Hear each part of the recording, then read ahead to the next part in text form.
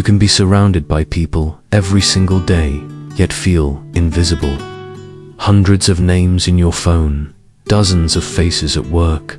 But when 3 a.m. hits and the world goes silent, there's no one you can truly call. Loneliness doesn't always look empty.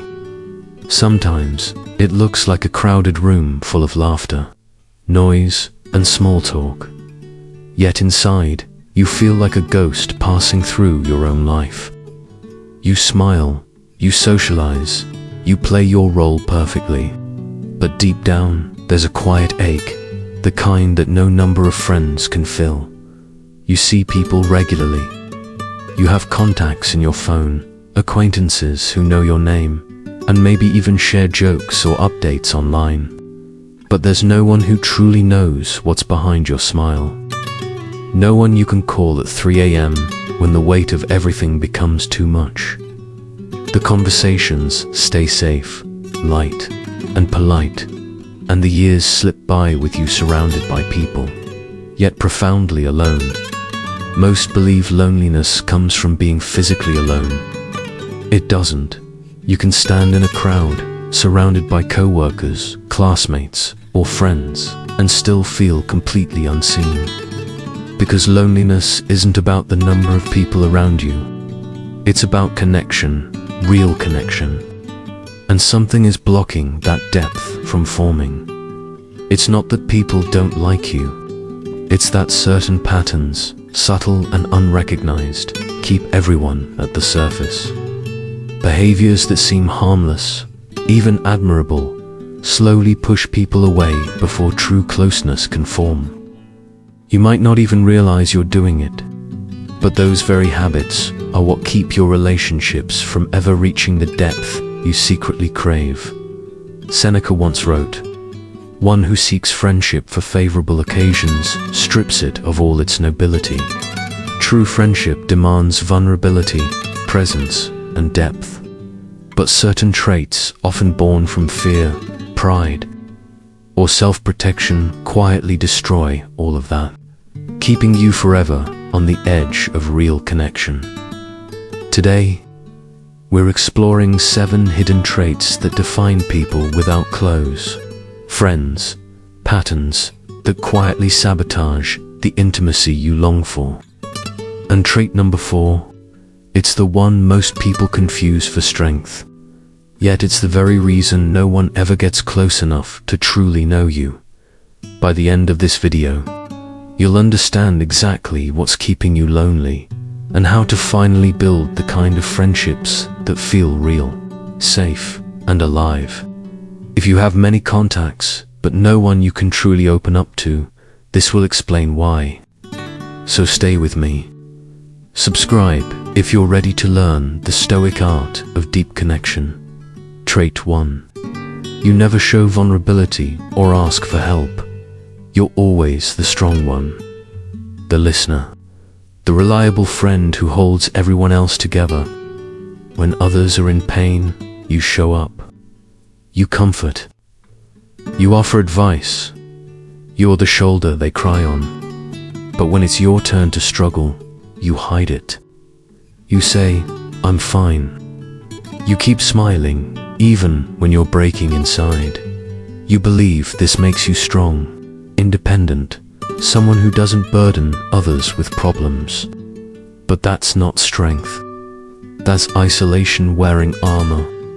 Because friendship is built on mutual vulnerability, not one-sided support. People bond through shared pain, through helping and being helped. When you never show weakness, no one truly knows who you are. They only know the version of you that never needs anything, the rock, the fixer, the one who always has it together. But that's not connection. That's performance. And relationships built on performance never reach the heart. I knew someone who lived like this for years. Always there for others, through breakups, job losses, family chaos, yet never once opened up about their own fears. When their relationship collapsed, they handled it alone. When their parent got sick, they said nothing. When work crushed them, they smiled through it. They thought being the strong one made them a good friend, but all it did was make them unknown. After years of living this way, always being the strong one, always holding others together, something finally broke.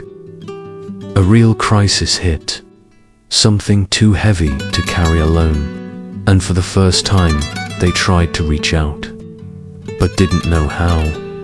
They had built an entire life around relationships where vulnerability was off limits, where they were always the helper, never the one being helped.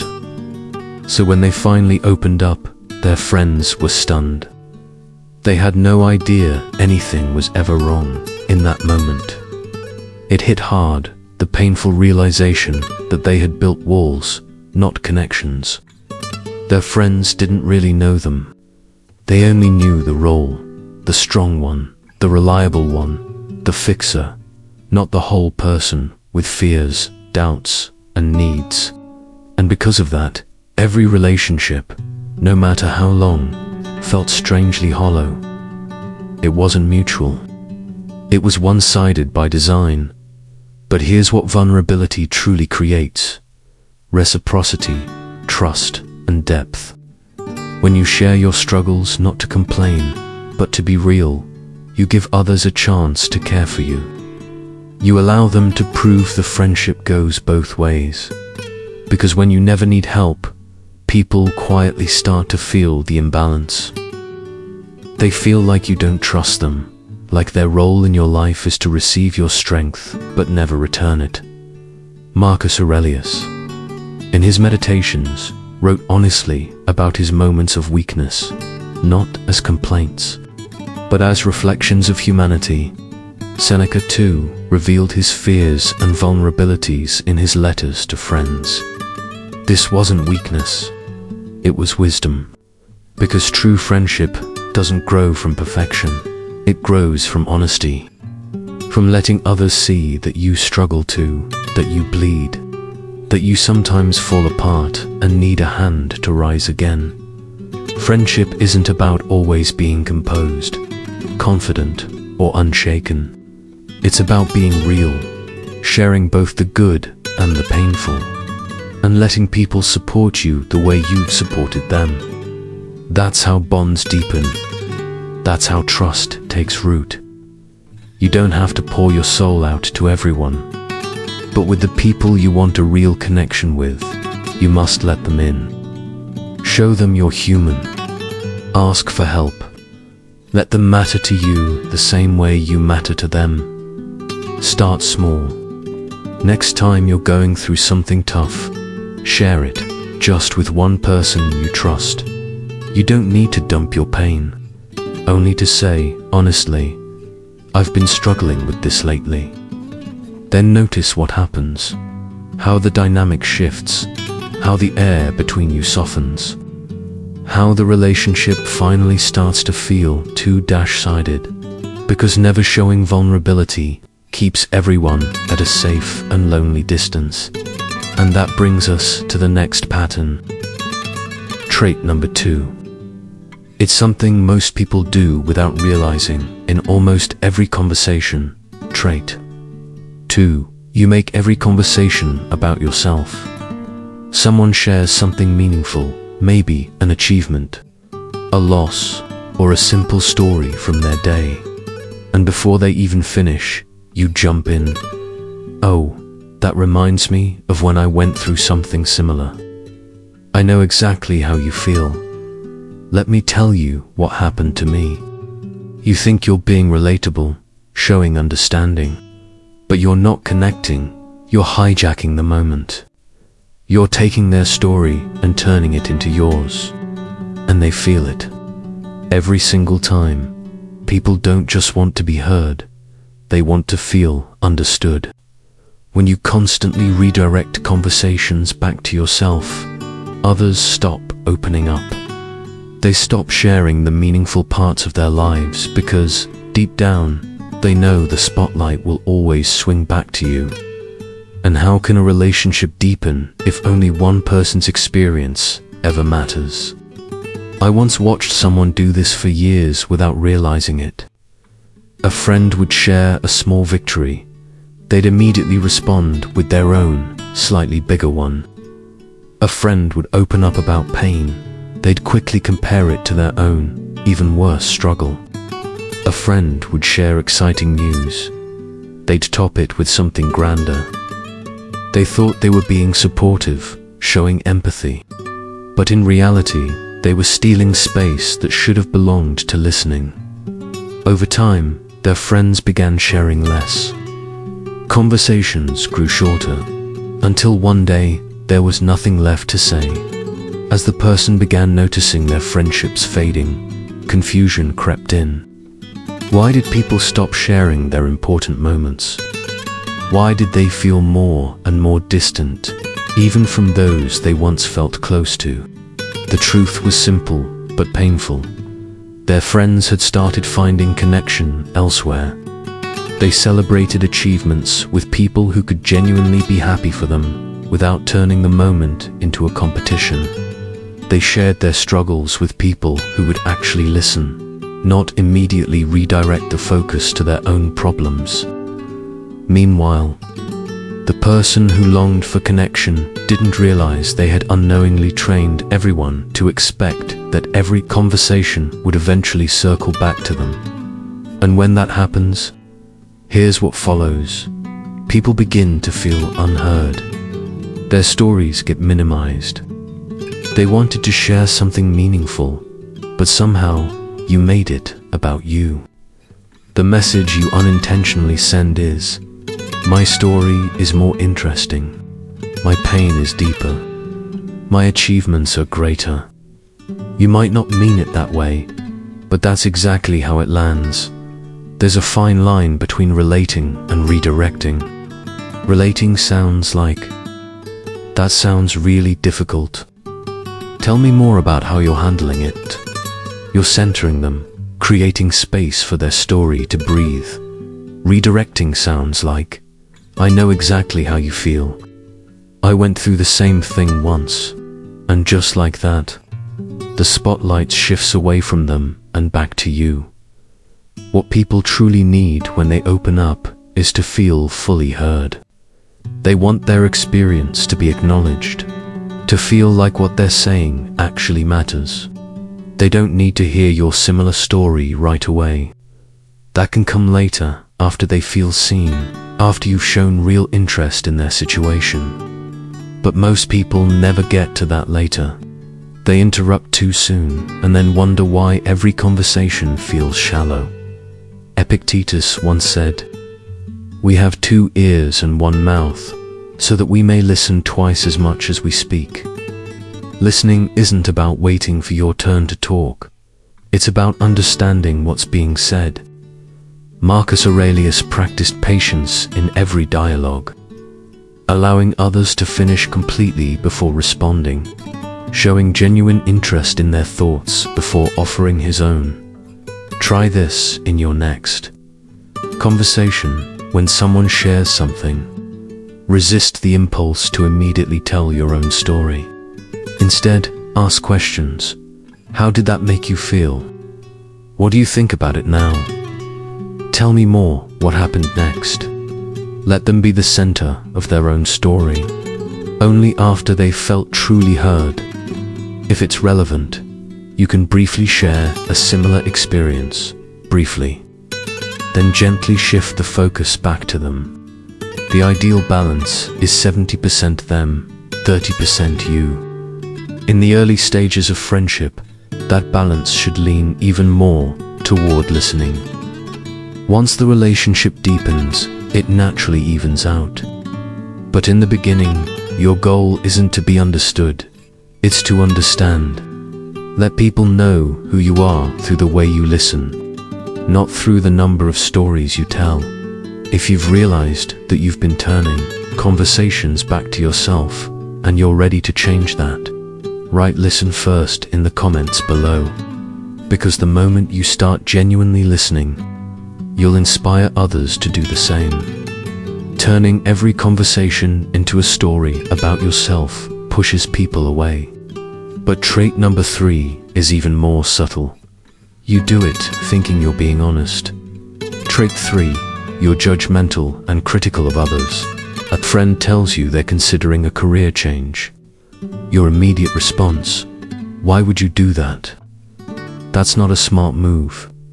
Another friend starts dating someone new. You quickly point out, that person has way too many red flags. Someone buys something they're proud of, and you ask, why would you waste money on that? You think you're being honest, even helpful, trying to protect them from mistakes. But you're not helping. You're making them afraid to share anything real with you. Because they know, the moment they open up, judgment is coming. No one can be authentic around someone who's constantly analyzing and criticizing their choices. When every decision gets questioned, when every emotion gets dissected, people stop sharing. They keep their real lives private, locked behind silence. We ended with a hard truth. Constant judgment makes people hide. And when friends have to protect themselves from you, real connection can't survive. So what happens next? They start telling you things only after they're done, so they won't have to hear your opinion. They stop sharing plans, stop inviting your feedback. And the friendship stays shallow because there's no authentic, in progress, life being shared. Slowly, you become the person they can't trust with their real story. I knew someone with high standards for everything, how people should live. Which choices made sense? What counted as a smart decision? A friend landed a new job. The first response was a critique. Why would you take that role? A friend moved to a new city. They rattled off reasons it was a mistake. A friend made a financial move. They delivered a point-by-point lecture on why it was the wrong approach. They believed they were being honest and helpful, looking out for their friends. But here's what actually happened. People stopped sharing. They waited until decisions were final, unchangeable, and therefore they stopped including this person in important moments because the judgment was exhausting. Eventually, they found other friends, people who accepted their choices, supported them even when they chose differently, and made them feel good about their decisions instead of second-guessing everything. The critical friend was left confused. What happened? We were close. What happened was simple. They drove people away by making them feel inadequate. They became the friend you couldn't bring good news to, because there would always be something wrong with it. Here's what constant judgment creates. People edit themselves around you. They share a sanitized version of life that won't trigger your evaluation. They keep real decisions private because your criticism hurts. And you end up knowing only the surface, never the whole person, because the real then makes choices you would criticize. There's a difference between judgment and discernment. Judgment measures other people's choices against your standards and declares them wrong for being different. Discernment recognizes that different people walk different paths. What works for you may not work for them. Your choice isn't the only valid choice. What do people actually need from friends? Acceptance, support for their path, even when it isn't the path you would choose. An understanding that different doesn't mean wrong, that their life is theirs to live, not yours to evaluate. They need to know they can share decisions without being made to feel foolish for making them. Marcus Aurelius taught a simple practice. If the cucumber is bitter, put it down. In other words, not everything has to meet your standard. You can simply let it be. People choose differently for many reasons. All of that can be valid. Epictetus urged us to focus on our own character, not on judging others. Their path is theirs. Yours is yours. Practice this in your next conversation. When a friend shares a decision, resist the reflex to critique. Ask instead, what made you decide that? Walk me through your thinking. Show curiosity about their reasoning rather than judgment about their choice. Offer advice only if they ask for it, and even then, frame it as one perspective, not the answer. Your role as a friend isn't to grade their life. It's to stand beside them while they live it. We ended the last page with a truth many never see. Judgment doesn't just hurt others. It keeps them from ever being real with you. And that distance you create in the name of honesty, it slowly turns into isolation. But now we reach something deeper, something quieter. Trait 4, the wall you build, not out of arrogance or pride, but out of fear. You keep people at arm's length for safety. You've been hurt before, maybe betrayed, abandoned, or used, so you made a promise to yourself. No one gets that close again. You'll still have friends, of course. You'll laugh, share stories, maybe even show up at gatherings, but you keep everyone at a comfortable distance. You share a few things, but never the things that really matter. You join the group, but you never truly belong. When conversations get deep, you subtly steer them away. When someone asks about your pain, you joke. When they ask about your past, you blur the details. You tell yourself you're just being cautious, protecting your heart. But here's the truth. You're not protecting yourself. You're guaranteeing loneliness. Closeness requires risk. It requires opening the gates, even when it feels unsafe. When your walls are always up, no real depth can form. And people feel it. They sense the distance in your tone, the guarded look in your eyes. So they match it. They keep you at the same distance. You keep them. And little by little, you end up with the exact thing you were trying to avoid, alone. Only this time, it wasn't someone else who left. It was you who built the cage yourself. I once knew someone like this. Someone who had been deeply wounded by a close friend years ago. They were betrayed, left shattered, trust broken. After that, they swore, never again. They made new friends, joined social groups, showed up for dinners, but they always stayed just far enough away to feel safe. Their laughter filled the room, but their hearts stayed behind a wall. Whenever someone tried to really know them, they changed the subject or gently pulled back. Years passed like this, surrounded by people, close with no one. Everyone liked them, but no one truly knew them. So when they struggled, they had no one to turn to. And when they achieved something meaningful, there was no one who fully understood how much it meant, because no one knew the full story behind it. They were friendly with everyone, yet intimate with no one. Until one day, they realized the walls they built to stay safe had quietly become a prison. Yes, keeping distance prevented betrayal, but it also guaranteed loneliness. The safety they created wasn't safety at all. It was isolation disguised as protection. And the cost, connection, depth, meaning, everything that makes life worth living. Here's the truth about emotional walls. They don't just keep out pain. They keep out love. They keep out trust. They keep out joy. They keep out everything that could heal you. You can't build a wall that blocks only the bad. Walls block everything. So you end up safe but empty, protected but profoundly alone. Marcus Aurelius once wrote, "The impediment to action advances action. What stands in the way becomes the way." Your fear of being hurt again is that impediment, and until you face it, It will always stand between you and the connection you crave. Seneca reminded us, we suffer more in imagination than in reality.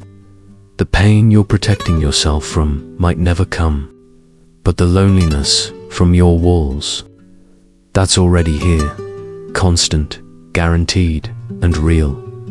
Yes, letting people close means risk. It means you might get hurt again. But keeping everyone distant means certainty. Certainty of loneliness. Certainty of shallow relationships. Certainty of facing life's storms with no one beside you. So you must choose your suffering. The risk of a potential heartbreak or the guarantee of isolation. At least heartbreak means you tried. It means you lived.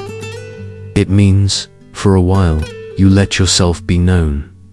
Isolation, on the other hand, means you never tried at all.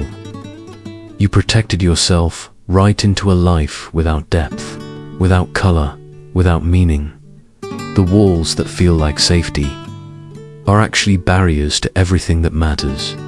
We ended the last page talking about emotional walls, the ones you thought kept you safe, but instead quietly trapped you in loneliness.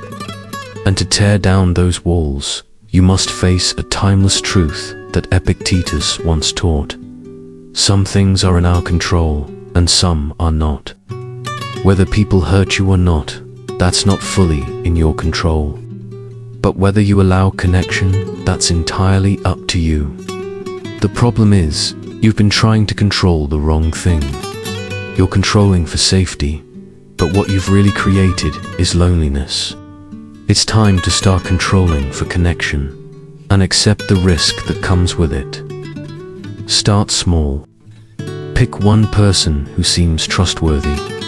Share something just a little more personal than what feels comfortable. Then notice. The sky doesn't fall. No one turns away. No one laughs. Instead, something strange happens. A soft sense of relief, like you're finally breathing after years of holding your breath. From there, build slowly. Yes, you might get hurt, but you're already hurting from loneliness. At least this new path leads somewhere other than isolation. It leads towards something real, connection. If you've been keeping your walls up for safety, and now realize they're actually keeping you lonely, then subscribe now, because the next 3 traits reveal deeper patterns. The ones that silently block you from building the close friendships you deserve. Trait 5, you're unreliable. When it really matters, you're great at showing up when things are fun. You're always there for the dinners, the parties, the casual hangouts. Always smiling, always energetic, always bringing good vibes. But when a friend is going through something difficult, when they truly need you, suddenly you're busy. You can't meet. You respond late. Or when the conversation gets heavy, you steer it away. You're not being cruel. You're just uncomfortable with pain. You don't know how to sit with someone's sadness, so you disappear. You assume people understand, but they don't. Instead, they're learning something about you. You're only there when it's convenient. And fair weather friends don't become close friends. True friendship is tested in difficult times. Anyone can be there when life is easy, when the music is loud and everyone's laughing. But real friends stay when the world goes quiet, when someone needs comfort, when the night feels heavy, when there's nothing left to offer except presence. That's when depth is built. If you're only available for the easy parts, your relationships will never grow roots. People start to realize they can't count on you when it matters. I knew someone like this. They were the life of every party, always the fun one, always making people laugh. Everyone loved being around them. But over time, a pattern started to appear. When a friend went through a breakup and needed to talk, They were too busy. When another friend's parent got sick and needed support, they replied slowly, distantly. When someone lost their job, they changed the subject to keep things light. They weren't bad people, they just didn't know how to sit in discomfort. They only knew how to keep things easy. They showed up for the good times and disappeared for the hard ones. They thought friendship was about enjoying each other's company, but they didn't realize it's also about walking together through difficulty. Eventually, their friends noticed. They started reaching out to other people, people who actually showed up, people who could handle tough conversations, people who proved they could be relied on when life got hard. That fun friend still got invited to parties, but not into real life. The relationship stayed surface level because everyone knew they couldn't be counted on when it mattered. And slowly, even the party invitations faded, because people invest in those who invest back. And showing up only for fun isn't investment. Here's what this creates: relationships limited to good times only. People who enjoy your company but don't trust you. You get excluded from the meaningful parts of their lives. The bond never deepens because you've proven, I'm only here when it's easy. And when life gets hard, you're gone. Seneca once said, true friendship is tested by adversity. Anyone can laugh with you, but not everyone will stay when you cry. We just saw how true friendship isn't proven in laughter, it's proven in difficulty. Because anyone can share your joy, but only real friends can sit with you in the dark. Real friends cry with you. They don't run when things get heavy. They sit beside you, quiet, steady, present, even when the air is thick with sadness. That's where trust is built. That's where depth begins. That's where friendship stops being recreational and starts becoming real. Marcus Aurelius understood this. He wrote that we're made for cooperation, designed to help one another through hardship. That's not the burden of friendship, that's its purpose. When you avoid the difficult moments, you're not avoiding discomfort, you're avoiding the foundation of real connection. Because showing up doesn't require perfect words. It doesn't require you to fix anything. It just requires your presence. Sometimes, all someone needs to hear is, I'm here. What do you need? You don't have to cheer them up or shift the topic to something lighter. Just be there, silently, compassionately, proving that you're reliable when it truly matters, not just when it's fun. So next time a friend is struggling, resist the urge to disappear. Show up, even if it feels uncomfortable. Ask how you can support them and then follow through, because that's how shallow connections turn into meaningful ones. Not through endless good times, but through the moments that test your loyalty. That's when friendship earns its meaning. Unreliability keeps relationships shallow. But now, we move to something different, yet just as damaging. Trait 6. You compete instead of support. When a friend shares good news, a promotion, weight loss, finishing a project, you feel a flicker of discomfort inside. Instead of pure happiness for them, something in you wants to speak up to match their moment. You mention your own achievement, your own success story, just to balance the scales, just to make sure they know you're doing well too. You think you're simply relating, connecting through shared experience, but you're not. You're competing. And competition kills friendship faster than almost anything else. People need to feel celebrated by their friends, not challenged by them. When their victories feel like threats to you, they stop sharing. When every accomplishment gets overshadowed by your bigger story, they stop opening up. Because no one wants to celebrate with someone who turns joy into a contest. Soon, they'll find other people Friends who smile genuinely, who clap first, who don't need to compare, and you'll be left wondering where everyone went. I knew someone like that. Every conversation with them turned into a quiet rivalry. A friend got a promotion. They immediately talked about their own recent career success. A friend started a new relationship. They brought up how amazing their own partner was. A friend ran a marathon. They reminded everyone of their faster time from years ago. They weren't trying to be arrogant. They didn't even notice what they were doing. They thought they were being relatable, showing that they understood, showing that they were doing well too, but their friends noticed. Over time, they stopped sharing good news with them. They celebrated their achievements with others, people who could simply be happy for them without turning it into a mirror. And the competitive one started to feel it. The distance, the silence, the emptiness. They couldn't understand why everyone seemed so far away, until one day it clicked. Their constant need to match or top.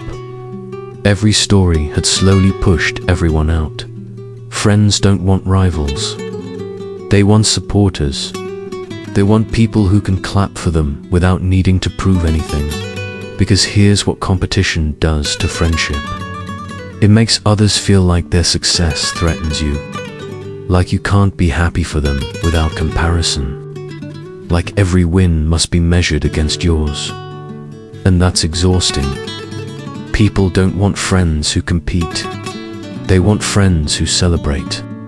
People who can look at their light and say, "Shine brighter. I'm proud of you." We learned that competition kills connection. That true friendship grows, not from comparison, but from celebration. And Marcus Aurelius captured this truth perfectly when he wrote, "A man's worth is measured by what he devotes his energy to." If you devote your energy to competing with your friends, you're wasting it on something that quietly destroys connection. Epictetus also understood, someone else's success doesn't diminish yours. There's room for everyone to win. Your friend's promotion doesn't make your career less meaningful. Their happiness doesn't take away from yours. The real shift happens when your mindset changes from "their win threatens me" to "their win doesn't affect my path."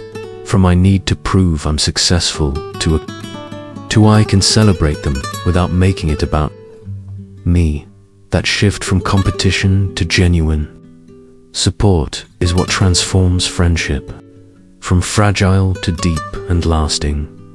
So next time a friend shares an accomplishment, your only job is simple. Be genuinely happy for them. Ask about their experience. Celebrate it fully. Don't mention your own story. Let it be completely about them. Then watch what happens. Notice how the energy between you changes, how the relationship feels lighter, warmer, more trusting. That's what creates closeness. Not matching their success, but celebrating it. Purely competition destroys friendship. But the next pattern, trait 7, reveals the foundation beneath all the others. Because this one determines whether your friendships ever have a chance to exist at all. Trait 7. You don't actually invest time in building friendships. You say you want close friends. You say you feel lonely. But take a look at your calendar. Where's the time for friendship? Your schedule is filled with work, hobbies, family, endless errands.